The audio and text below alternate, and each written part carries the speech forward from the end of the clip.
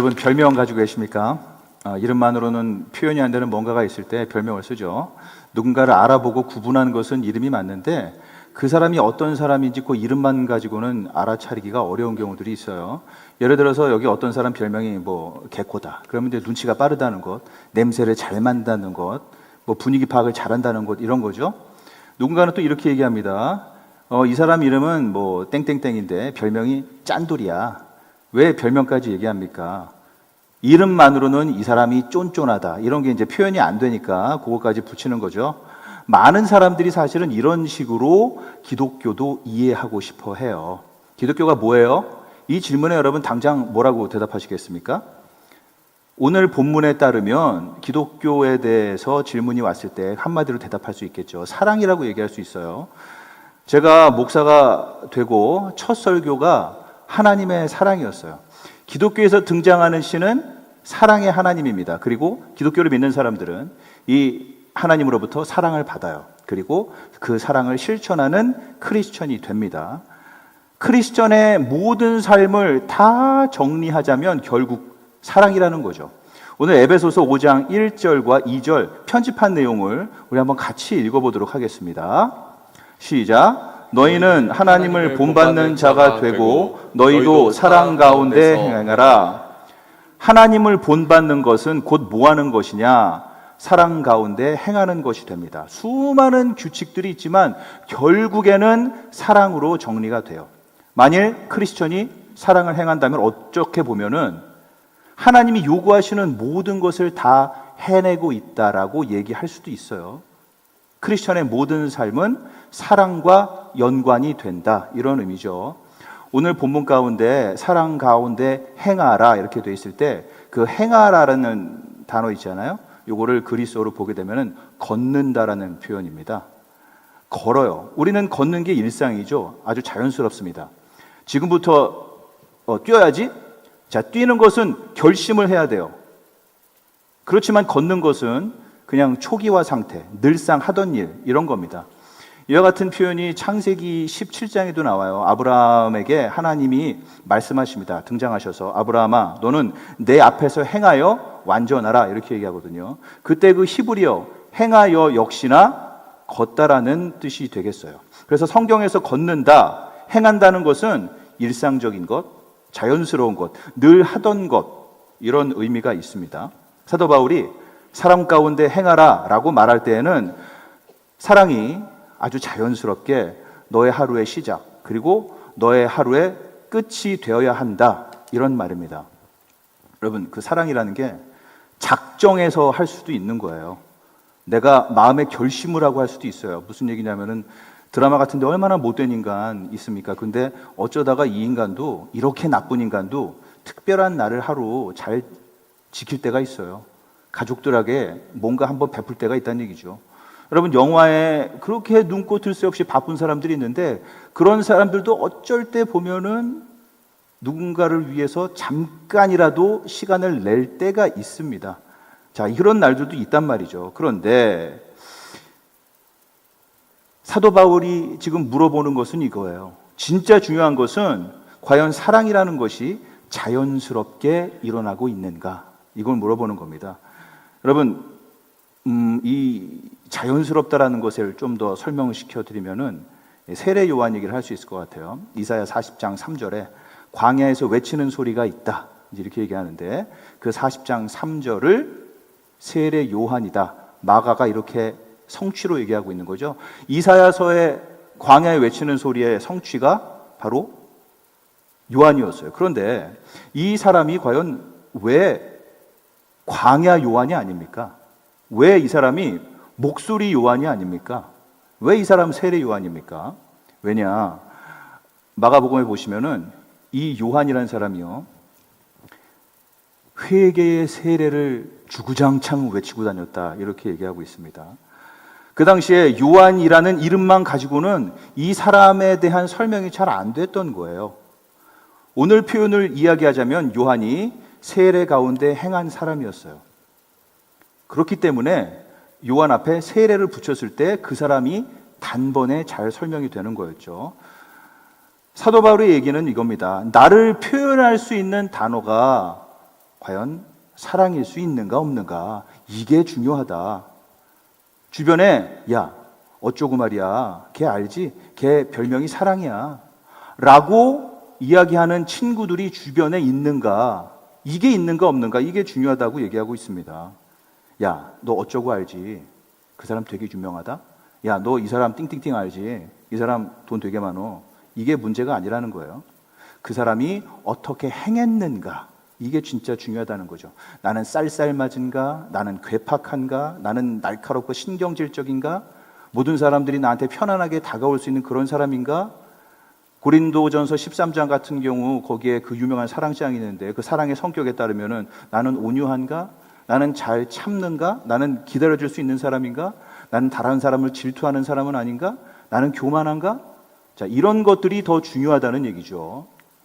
여러분, 고린도전서 13장 얘기가 나온 김에 더 얘기를 좀 나눌게요. 거기 보면은 굉장히 놀라운 사건들이 있어요. 등장하는 인물이 있는데, 그 등장인물 첫 번째 누구냐? 이 사람이 천사의 말을 하는 사람이에요. 사람의 방언도 얘기하는 사람이다. 이런 엄청난 능력이 있지만 사도 바울이 얘기해요. 사랑이 없으면 꽝이다. 아무것도 아니라는 거예요. 크리스찬이 아니라는 겁니다. 이어지는 얘기 있어요. 어떤 사람이 등장하냐면요, 모든 비밀을 아는 사람, 또 지식을 알고 있는 사람이 등장해요. 만일 이 사람에게 사랑이 없다? 사도 바울의 평가는 너도 꽝이다. 아무것도 아니다예요. 그 뒤에 이어지는 이야기가 있습니다. 내 몸을 불사르게 내어주더라도, 이러는 사람이 있더라도 그 사람한테 사랑이 있나 없나? 사랑이 없으면요, 이 사람도 크리스찬은 아니라고 그러는 겁니까? 지금 사도 바울이 이 고린도전서 13장 통해서 뭘 얘기하고 있는 겁니까? 먼저 내가 사람과 천사의 말 할 수 있는, 그리고 교회에도 있을 수 있는 모든 사람이 부러워할 만한 수준의 리더, 사역자일 수도 있다 이거죠. 두 번째로 내가 교리를 아주 탁월하게 잘 알 수도 있다는 거예요. 세 번째는 내 몸을 불사를 만큼 열정과 헌신의 사람일 수도 있다는 거예요.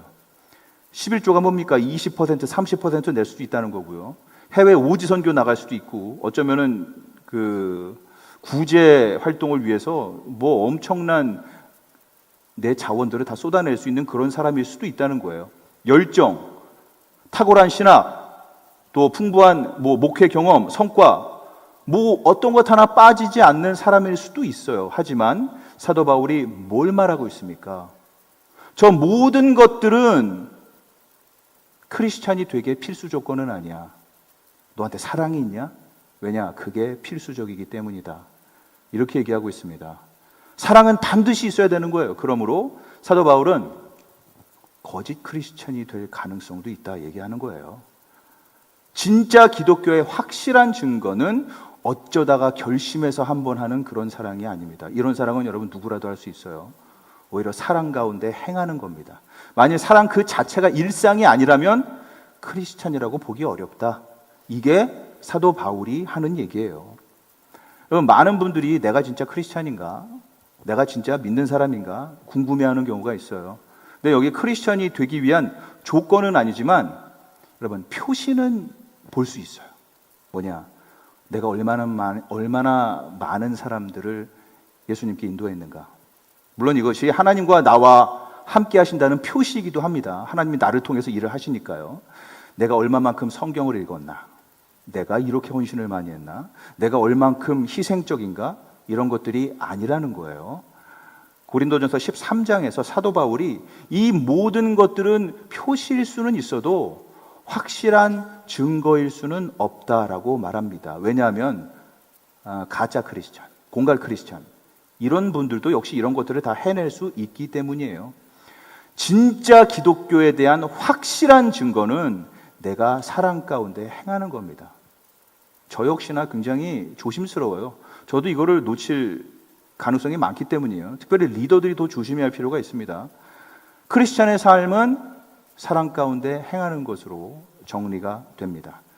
하나님을 본받는 것은 곧 사랑 가운데 행하는 것이다. 이렇게 정리가 되죠. 그렇기 때문에 이제 누군가 기독교가 뭐죠? 라고 질문을 한다면 크리스찬이 되는 것은요, 하루 시작부터 끝까지요, 내 마음에서 내 행동에서 둘 다에서 항상 사랑하는 거예요 라고 얘기할 수 있다는 겁니다. 기독교는요, 사람들에게 너무 화를 내지 않는 거고요, 용서해 줄 수도 있는 거고요, 내게 상처를 준 사람이 있더라도 그 사람에게 친절할 수 있는 거예요. 여러분, 이렇게 얘기할 수 있다는 거죠. 바로 이런 것이 교회가 뭔지, 성경이 뭔지, 예배가 뭔지, 설교가 뭔지 전혀 모르는 분들에게 알려줄 수 있는 기독교라고 얘기할 수 있습니다. 그러므로 여러분, 누구든지 회심할 수 있어요. 만일 그분이 사랑 가운데 행하는 크리스천만 볼 수 있다면. 그렇다면 여러분, 크리스천은 어떻게 이와 같은 사랑을 할 수 있느냐, 어떻게 이것이 가능한 것이냐, 이거를 알아보도록 하죠. 우리 에베소서 2장을 봐야 될 텐데요, 우리 함께 제가 편집한 2절을 같이 읽도록 하겠습니다. 시작. 그리스도께서 우리를 위하여 자신을 버리사 향기로운 제물과 희생 제물로 하나님께 드리셨느니라. 아멘. 사도 바울이 지금 여러분 인생에서 악취가 납니까? 예수님께서 그 인생에서도 향기를 뻥뻥 뿜어낼 수 있도록 해 주실 겁니다. 이렇게 얘기하고 있어요. 어떻게? 예수의 죽음이 희생 제물이기 때문에, 그리고 이것이 자발적으로 이루어졌기 때문에, 그리고 하나님에게 향기로운 제물이기 때문에, 이렇게 얘기해요. 여러분, 이거는 사실 우리한테 너무 잘 알려진 아주 그 기본적인 교리죠.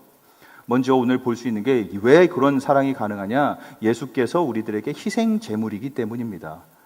이 희생 제물은 죄를 용서받기 위해서 필요한 거죠. 잘못한 것이 있을 때 여기에 대한 보상이 이루어진다, 이런 얘기예요. 사실 이게 우리한테 매일 일어나는 일 아닌가요? 매일매일 일어나는 일이에요. 내가 만약에 아내한테 짜증 섞인 얘기, 독한 얘기를 했어요. 그래서 막 이렇게 슬쩍 비꼬는 얘기를 했을 때에 갑자기 이제 싸늘한 분위기를 제가 바로 느끼죠. 아, 이 얘기를 괜히 했구나. 이러면서 제가 어떻게 합니까? 보상을 해야 돼요. 고개를 숙이고 미안해 라고 얘기를 하는 거죠. 그러면 바로 잡아 놓는 겁니다. 자존심이 조금 상할 수도 있겠지만 그래야 용서를 받는 거죠. 그런데 이것보다 좀 더 심각한 잘못을 저질렀다 이거죠. 예를 들어서 몰래 값비싼 레고 장난감을 잔뜩 사는 거예요. 그래서 안 걸리고 감췄다가 이제 감춘 것을 걸리니까 이제 굉장히 당황해하는 이런 사건들도 있을 수 있는 거거든요. 그럴 때 이제 역시나 자기 미안해, 화해를 하고자 이제 용서를 시도하는데, 그런데 이번에 그게 안 통할 수도 있어요. 왜냐? 아마도 이 화해를 시도하는 아내가 이렇게 얘기할 수 있습니다. 그래, 사과는 고마워. 그런데 그거 가지고 용서할 수 있을지 없을지는 모르겠어. 내가 좀 시간을 갖고 자기가 어떻게 하는지 좀 보고 그 다음 결정해 줄게. 자, 이제는 말로 안 되는 거죠. 행동 차원으로 뭔가 보상을 해야 된다는 얘기예요. 그런데 만약에 이런 문제가 하나님과 나와의 관계에서 벌어졌다, 그러면 어떻게 해야 되느냐? 말과 행동의 차원으로 해결이 안 돼요. 이제는 목숨이 걸린 문제입니다. 내가 하나님에게 대들었을 때 용서와 화해를 위한 그 보상이 오늘 말씀에 따르면 오직 유일하게 예수 그리스도뿐이라는 거예요. 그분이 희생제물입니다. 여러분, 구약에서 이 희생제물은 다 동물들이죠. 동물이 이제 도축돼요. 그때 그 동물에게 손을 얹으면은 내 죄가 그 동물들에게 다 넘어가요. 전가됩니다. 그래서 이 구약에서 이 동물들이 죄인의 속죄를 위해서 도축이 됩니다. 이게 용서와 화해를 위한 당시 보상의 방법이었어요. 구약 사람들은 아니 도대체 이 양이랑 이 황소, 아니 이런 것들이 어떻게 죽고 내 희생제물이 되고 나를 대신할 수 있단 말이야? 아마 이런 궁금증을 가졌을 거예요. 근데 물론 이 구약의 제사가 사실은 진짜 나를 대신할 수 있는 예수 그리스도의 그림이었다. 우리는 알지만 그들은 몰랐던 거죠. 예수가 희생제물입니다. 여러분, 이것이 기본 교리예요. 만일 예수가 대속의 구원을 이루기 위한 희생 제물이라는 것을 여러분께서 보지 못한다면 아마 하나님이 얼마나 우리를 사랑하시는지 또한 이해를 못할 거예요. 여러분, 갈라디아서 2장 21절을 통해서 이 부분을 좀 더 이해해 보도록 하겠습니다. 우리 함께 읽어보겠습니다. 시작. 만일 의롭게 되는 것이 율법으로 말미암으면 예수께서 헛되이 죽으셨느니라. 아멘. 제가 이 설교를 준비하면서 재미난 책을 하나 읽었어요. 재미난 예화인데 어떤 분이 자기 앞마당에 우리 애들이랑 놀려고 그 조그만 풀을 하나 산 거예요. 코스트코 가가지고. 그래서 바람 넣으면 왜 거기에 풀이 되고 애들 물 받아가지고 놀게 할 수 있잖아요. 기껏해야 뭐 물 깊이가 종아리 반밖에 안 되는 그런 데였습니다. 거기서 이제 자기 마당에서 놀고 있는데 옆에 살던 분이 쓱 지나가면서 잠깐만요, 문 좀 열어주세요 하고 이제 들어오는 거예요. 제가 우리 이웃들을 얼마나 사랑하는 줄 알죠? 그렇기 때문에 제가요, 이 물에서 위험하게 놀고 있는 당신의 자녀들을 구해주겠습니다 하면서 뜬금없이 그 풀에 들어가서 애들을 밖으로 몰아내더라는 거예요. 어때요? 제가 사랑하는 거 확실하죠? 이 집주인이 뭐 하시는 건가요? 왜 그래야만 되나요? 자, 이렇게 물어봤다는 거예요. 왜 저러나 싶었을 거예요. 그런데 그 다음 해에 집 마당에서 노는 게 이제 시원치 않은 거죠. 애들도 컸고. 애들을 데리고 바닷가로 갔다고 해요. 그리고 저 깊은 바다에 이제 배도 띄웠어요. 뱃놀이 재밌게 하고 있는데 이게 웬일입니까? 같이 갔던 애가 물에 퐁당 빠졌어요. 깊이도 안 보이는 정말 밑도 끝도 없는 시커먼 바다에 애가 빠졌는데 동시에 상어, 지느러미들이 나타나기 시작하는 거죠. 뭘 할 수 있는 상황이 아니에요. 근데 갑자기 그 옆집 작년에 왔던 사람이 또 등장해요. 제가 이웃을 얼마나 사랑하는지 아시죠? 제가 얼마나 사랑하는지 보여드릴게요. 그러더니 이번엔 그 물속에 풍덩 빠져 그 다음에 애들을 밀어서 배에 다시 태웁니다. 그리고 본인은 상어밥이 됐어요. 자, 여러분, 이 사람은 과연 사랑하는 사람이었을까요? 아니었을까요? 이 이웃을 위해 내 목숨을 던진 이 사람은 과연 사랑하는 사람이었을까요? 아니었을까요? 진정 그 이웃이 날 사랑하는 사람인 게 분명한 거죠. 뭘 어떻게 해볼 수 없는 상황 가운데 죽음만 기다리고 있던 나를 위해 자기 목숨을 던지는 사람이 있다면 이 사람은 틀림없이 사랑하는 사람일 겁니다. 여러분, 아무것도 못하는 나의 상황, 여러분, 그 밑도 끝도 없는 깊은 바다에 상어가 득실거리는 그 상황 가운데 내가 빠져 있었구나, 내가 전적으로 타락해 있었구나라는 것을 믿지 않는다면, 예수가 나를 위해 죽었다라는 것을 믿지 않는다면, 그러면 여러분 십자가는 아무런 의미가 없어지는 거죠. 그냥 왜 저러나 싶은 것뿐이에요. 나를 위해 죽은 그 예수 그리스도의 사랑을 제대로 알면 우리들은 사랑 가운데 행하도록 되어 있습니다. 여러분, 다른 무엇이 우리의 마음을 움직일 수 있습니까? 여러분, 그분의 하나님의 희생이에요. 두 번째 보실 수 있는 게 그분이 이와 같은 희생을 하실 때 그 희생이 자발적으로 이루어졌다는 것이 또 굉장히 중요해요. 왜냐하면 제물이기 때문에 그런데요. 왜 동물 제물로 여러분 사람들이 구약 때 그 하나님을 찾아가고 제단에 그 제물을 올립니까? 왜 동물을 굳이 가져가야 되나요? 왜냐하면 그게 법이잖아요. 그게 정해져 있잖아요. 그게 의무죠. 우리가 장사를 할 때 마찬가지예요. 뭐 채무 관계가 생길 수 있잖아요. 그러면 여러분 빚을 갚아야 돼요. 왜 그렇습니까? 빚이에요. 빚이라는 건 의무거든요. 그 법입니다. 그걸 다 해야, 의무를 다 해야 관계에 문제가 없어요. 그런데 우리들이 사랑하는 사람에게는요, 선물을 주죠. 왜 줍니까? 줘야만 하니까 주는 게 아니라 주고 싶어서 주는 거예요. 예수 그리스도께서 우리들을 위해서 왜 자신의 목숨을 내놓는 겁니까? 왜냐하면 그분이 그것을 원했기 때문이에요. 하지만 여러분, 알아야 할 것이 있는데, 내가 누군가에게 선물을 줄 때는 반드시 대가를 치르게 되어 있습니다. 예를 들어 볼까요? 우리가 아이들한테 장난감을 사준다. LOL 폭발적인 인기인데요. 요거 하나 사주려면은 제가 뭐 커피 일주일에 하루에 한 잔 마시던 커피를 일주일 동안 안 마시면 돼요. 그래서 한 4-5잔의 커피를 안 마시면 사줄 수 있을지 몰라요. 다시 말해서 신선한 커피를 안 마시는 대가로 우리 아이들한테 선물을 줄 수 있어요. 조금 규모가 더 커지잖아요. 부모님에게 뭐 해외여행이라도 보내드리고 싶다. 그럼 목돈이 들죠. 어쩌면 그 목돈 그 크기가 뭐 자동차를 바꿀 수 있는 수준일 수도 있고, 집에 쿠션이 다 꺼져 있는 그 소파를 교체하는 그런 정도 수준일 수도 있어요. 그렇지만 여러분, 그것이 무엇이든 그 돈으로 차를 바꿀 수도 있고 소파도 바꿀 수도 있었지만, 낡은 차를 타고 쿠션이 꺼지는 소파에 앉는 그 불편함을 대가로 치러야 부모님께 여행을 보내드릴 수 있습니다. 여러분, 그런데 우리 예수 그리스도를 한번 생각해 보시죠. 그분이 겟세마네 동산에서 어떤 일을 겪었습니까? 그분은 왜 자신 앞에 놓인 그 잔을 할 수만 있다면 안 마시려고 했다는 겁니까? 왜냐? 그분이 치러야 할 그 대가가 그냥 신선한 커피 안 마시는 것, 아니면 그냥 똥차를 타면서 불편해하는 것, 그런 차원이 아니었기 때문이에요. 여러분, 제단에 올라가는 동물들이 뭘 알아요? 그냥 어떤 사람이 여기 목덜미를 끌고 올라가고 무슨 일이 벌어질지도 모른 채 그냥 그 위에서 불타 없어지는 것 뿐이었잖아요. 하지만 여러분, 예수 그리스도는 전지전능하신 분입니다. 그는 앞으로 무슨 일이 자신에게 벌어질지 부릅뜬 눈으로서 똑똑히 봤습니다.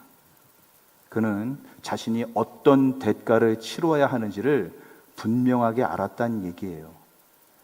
그 잔을 피하고 싶은 마음이 들 정도로. 그리고 여러분, 예수께서 그 뒤에 무엇을 말하십니까? 아버지, 내 뜻대로 마옵시고 아버지의 뜻을 이루어 주시옵소서.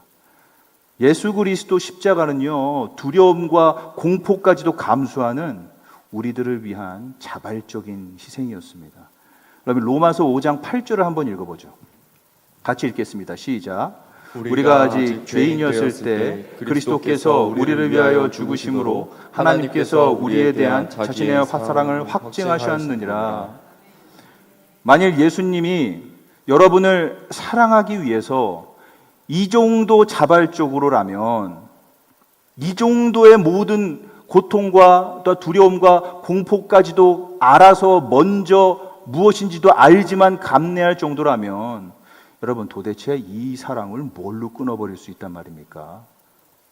여러분, 이 사랑 때문에 그분이 분노의 잔, 심판의 잔까지도 들이켰다면 예수께서 여러분을 포기할 이유가 뭐가 있는 겁니까? 여러분, 그분의 희생은 자발적이었습니다. 마지막으로 우리 예수 그리스도 그분의 희생은 향기나는 제물이었던 것을 알아야 돼요. 구약에서 이 제물이 죽으면은 제단에 올리죠.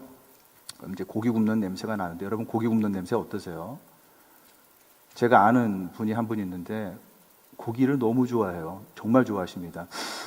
돼지, 소, 양념, 생, 이거죠. 삶았나? 구웠나? 언제라도 환영, 이거예요. 이분이요, 그 고기 냄새만 맡으면 활력이 돋는 분. 이분은 고기 냄새만 맡으면 황홀해서 제정신이 아닌 분, 이런 분이 있어요. 그분에게 고기 냄새는 힘이에요. 고기 냄새는 고향이죠. 여러분, 그분에게 고기 냄새는 왕대접이에요. 그런데 여러분, 하나님도 그렇다는 거 아십니까? 예수께서 자신을 희생제물로 드렸을 때 하나님이 완벽하게 만족하셨습니다. 향기로운 제물이었어요. 이것은 무슨 의미냐? 내가 예수를 믿으면 하나님이 나를 만족해 하신다는 뜻이에요. 내가 그분의 코에 아주 기분이 좋은 냄새가 됩니다.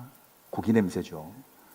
예수가 살아내신 그 완벽한 인생을 하나님께서 내 것으로 여겨주시고 아주 흐뭇해 하신다는 그런 얘기죠. 예, 아주 기본적인 기독교 교리예요. 그런데 여러분, 교회를 다니시든지 교회를 안 다니시든지 하나님의 사랑의 하나님, 여기에 대해서 싫어하시는 분은 하나도 없어요. 다 환영합니다. 여러분, 근데 하나님은 왜 사랑일까요? 하나님이 삼위일체라서 가능합니다. 여러분, 사랑은 대상이 있어야죠. 내가 나를 사랑하는 것은 그거는 그냥 이기심이에요. 에고이즘이죠. 나르시시즘이에요. 그리고 그 대상이 잘 될 수 있도록, 행복할 수 있도록 뭔가 눈에 띄는, 확 드러나는 어떤 섬김의 활동이 있어야 그게 사랑입니다. 여러분, 예수님을 생각해 보세요. 그 아버지를 항상 찬양하고 섬겼죠. 아버지 역시 이 아들 때문에 항상 행복하고 또 이 아들을 항상 칭찬합니다. 너는 내 사랑하는 아들, 내 기뻐하는 아들이다. 영원토록 완벽한 사랑을 누리시는 그분, 바로 그분이 하나님이었어요. 삼위일체이기 때문에 가능해요. 서로가 상대방 때문에 황홀해요. 서로가 상대방에게 온 마음을 쏟아내요. 예수가 여러분 이렇게 하나님을 사랑하셨던 분이에요. 그런데 예수님이 사랑할 이웃을 찾기 위해서 이 세상에 인간이 되어서 내려오십니다. 가만히 있자. 내 옆에 누가 있지? 저기 있는 천사들이 내 이웃이 될 만한 수준들이 되나? 자, 이렇게 얘기 안 하시죠. 그분이 인간에게 먼저 찾아오십니다. 그리고 죄인들을 이웃으로 삼아주세요. 그리고 그분이 자신들의 이웃인 죄인들의 형편을 살펴보는 거죠. 우리들이 잘 되기 위해서 확연하게 드러나야 하는 그 섬김, 그 사랑을 보여주시는데요. 죄인들에게 필요한 구원을 예수께서 이루어 주십니다. 우리가 받았어야 할 하나님의 심판을 그분이 십자가에서 대신 받으시고, 죄인들이 살아냈어야 할 그 완벽하고 의로운 삶조차 우리 예수께서 대신 살아주십니다. 십자가 예수 그리스도는 하나님 사랑, 이웃 사랑의 그러므로 성취입니다. 사랑하는 아버지의 정의를 이루기 위해 예수께서 십자가에 달리셨어요. 사랑하는 이웃들의 구원을 위해 예수가 십자가에 달리셨어요. 만일 여러분께서 이와 같은 하나님의 사랑을 마음 깊은 곳에서 진정으로 경험한다면 그 하나님을 여러분 사랑하지 않을 수 없을 겁니다. 아들까지 아끼지 않고 나를 위해 모든 것을 사용해서 모든 것을 쏟아내서 사랑해 주신 그 하나님께 여러분의 모든 것을 쏟아내며 사랑하는 것 말고 여러분 다른 대답의 방법은 없을 거예요. 이와 같은 사랑을 이해한다면 어쩌면 이제 나와 관계없어 보이는 사람을 이웃 삼고 또 사랑할 수 있는 힘이 생길 수 있을 거예요. 여러분, 예수께서 나를 먼저 찾아오셨다는 것, 그래야 가능했던 그 사랑을 경험한 사람이라면 나 역시 먼저 찾아가서 먼저 품어주는 그 이웃 사랑을 실천할 수 있는 힘이 생기게 됩니다. 여러분, 이게 무슨 얘기인지 한번 얘기 드릴게요. 제 딸이랑 저랑 이제 종종 산책을 가요. 그러면은 우리 딸 한 손에는 항상 바람개비 같은 걸 들어요. 그리고 이 한 손으로는 아빠의 손을 잡습니다. 그리고 제가 이제 아빠의 손을 잡고 가는데 이 딸이 아이스크림을 사달라고 하는 거예요. 그러면은 어떻게 합니까? 사줘야죠. 예, 아이스크림 여기 있어. 그러면은 이 딸이요, 왼손에 있는 바람개비는 포기하지 않아요. 그리고 아빠 손을 잡고 있던 그 손을 놔요. 그리고 그 손으로 아이스크림을 잡는단 말이죠. 우리 딸에게는 바람개비랑 아이스크림이 아빠의 손을 놔도 될 만큼의 가치가 있는 거예요. 여러분, 만일 여러분이 하나님의 손에 붙들려 있는 것이 확실하다면 그걸 어떻게 확신할 수 있습니까? 하나님께서 예수의 손을 놓아버렸다는 거예요. 그리고 여러분을 붙잡았습니다. 다시 말해서 하나님의 눈에 여러분이 예수만큼의 가치를 가졌다는 거예요. 어쩌면 예수보다 더 하나님이 사랑하실지도 몰라요. 결국 여러분을 쥐었으니까요. 여러분, 이와 같은 하나님의 손에 붙들려 있는 확신을 가지고 있습니까? 내가 예수가 받았던 그 똑같은 사랑을, 어쩌면 그 이상을 하나님에게 받고 있구나라는 확신이 든다면, 여러분, 그분이 지금 나를 본인의 장중에 붙들고 있다면 내가 어딜 가고 내가 누굴 만나는 게 무슨 상관입니까? 여러분, 그분 손아귀에 내가 붙잡혀 있는데 내 작은 손아귀에 붙들고 있는 이것을 놓지 못할 이유가 어디 있단 말입니까? 또한 우리들은요, 여러분, 다 인생을 낭비하고 싶지 않죠. 우리들은 전부 다 가치 있는 것에 내 인생을 쏟아내고 싶어요. 참된 것에 우리의 인생을 다 던지고 싶어요. 그런 것들을 사랑하고 싶습니다. 그런데 우리는 그 대상을 제대로 못 찾는 경우가 너무나 많습니다. 예, 후회하죠. 하지만 여기 하나님께서 직접 가치를 인정해 주신 인생들이 있습니다. 자그만치 예수님만큼의 가치가 있는 인생들이에요. 아유, 그럴 리가요. 저 사람이 어떤 인간인데, 저럴 리가요. 그럴 리가, 저 사람 얼마나 똥꼬집인데, 그럴 리가요. 제가 얼마나 싸가지인데. 여러분, 이 세상에 하나님보다 더 지혜로운 가치평가는 있을 수 없습니다.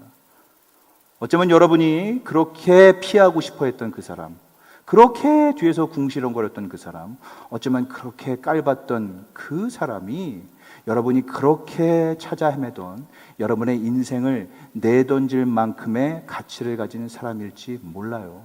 왜냐? 여러분, 그분을 예수가 품었는지 어떻게 합니까? 절대로 부딪히기 싫었던 그 사람, 내가 항상 잘근잘근 씹어댔던 그 사람, 여러분이 그렇게 무시했던 그 사람을 여러분 사랑해 보시기 바랍니다. 어쩌면 예수 안에서 여러분 인생에 최고의 투자일지도 모릅니다. 만일 여러분이 예수 그리스도를 왕으로 모셨다면, 만일 여러분 예수 그리스도가 진정 여러분 인생의 중심이라면, 그래서 그분이 결정한 모든 것에 순종하고자 한다면, 여러분 이 세상 어떤 사람이라도 결코 띄엄띄엄 볼 수 없을 겁니다. 말씀을 맺겠습니다. 여러분, 예수 그리스도의 자발적인 희생이 있었습니다. 그리고 그 대속의 은혜 때문에 우리들의 마음이 불타올라야겠습니다. 내 돌 같은 마음이 싹 다 타 없어져야겠어요. 나의 차갑게 얼어붙은 그 마음도 녹아내려야겠습니다. 이런 것들이 하나님 사랑, 이웃 사랑의 장애물들이었다면 바로 그 예수 그리스도 대속 구원의 놀라운 일들을 보시면서 여러분 불타는 마음으로 하나님 사랑, 이웃 사랑 실천할 수 있는 분들 되기를 예수 그리스도의 이름으로 기도합니다.